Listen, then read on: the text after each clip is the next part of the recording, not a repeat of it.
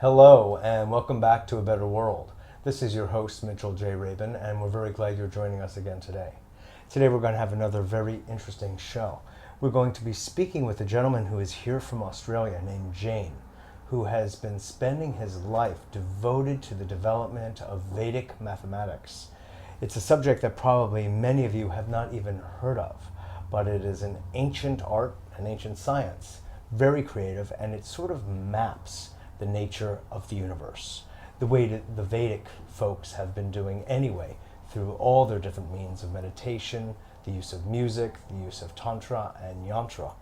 So here, with the use of mathematics, Jain is teaching students, children really, from all over the world how to enjoy mathematics, how to relate to the idea of geometry and shape in a way that perhaps they've never done before, and make the entire enterprise of mathematics exciting, creative, enjoyable, and basically he is virtually breeding a new population of mathematical, if I may dare say, brilliant and maybe even geniuses.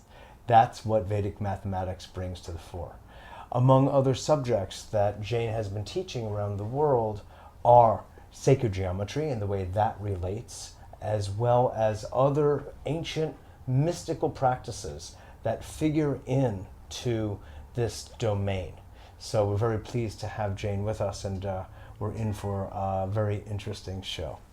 Thank you. Absolutely. Good to see you. You too. So, first of all, just a quick word, if you would, Jain. How did you get into this in the first place? In Australia, I grew up with my parents who come from Lebanon, and they started in the building trade of all things. So I worked every weekend of my life since the age of 5 years of age with a trowel in my hand. So I was a bricklayer. So I was actually measuring corners, like one brick here and Angles. yeah, angles, and I had to calculate volumes of concrete. But particularly when you're building a house, you have to get the four corners correct. Yeah. So you had to do mathematics where you had to know the size of the brick. Could be like 4 inches and half an inch cement, 4 half. So we had to make gauge rods. So at the end of the day, the four corners of the building had to be precise to the fraction of an inch. And if you had made a mistake, the whole building would be in error. So when we're out in the field, we're calculating all the time, how many tiles do I need? If it's 108 feet by 109, how many square foot tiles would I need? And without having to write it down, I worked out systems of mathematics where I could just work out the shortcut. So in my head, I could say 108 times 109 would be 109 plus the 8, which is 117.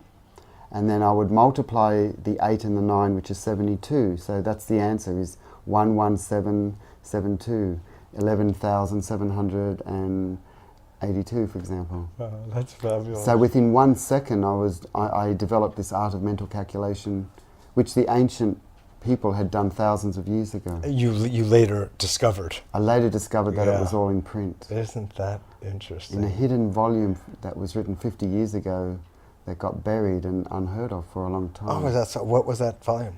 We have a book here. I have a book here called Vedic Mathematics. And so I'm actually traveling around the world currently.